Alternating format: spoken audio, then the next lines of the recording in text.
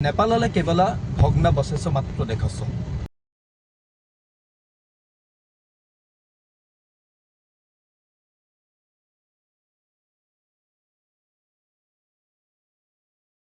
নেপালে কেৱল মাত্ৰ ধ্বংসস্তূপ দেখে।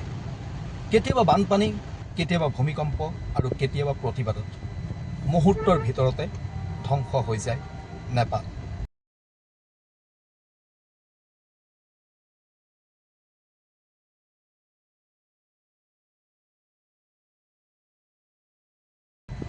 এটা পৰিস্থিতিৰ পৰা যেনে তেনে উদ্ধাৰ হৈ দেশখনত উন্নয়নৰ এটা যাত্ৰা আৰম্ভ হয় আৰু তাৰ পাছতেই হঠাৎ এই দেশখনত আৰম্ভ হয় আন এক দুৰ্যোগ আৰু তাৰ পাছতেই এই নেপাল নামৰ এই সৰু দেশখন মুহূৰ্তৰ ভিতৰতে ধ্বংস হৈ যায়।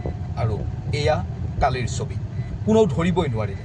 কেইটামান মিনিটৰ ভিতৰতে হুৰাহুৰে পানী নামি আহিল আৰু তাৰ পাছত নেপালৰ চৌদিশে এক ধ্বংসস্তূপ।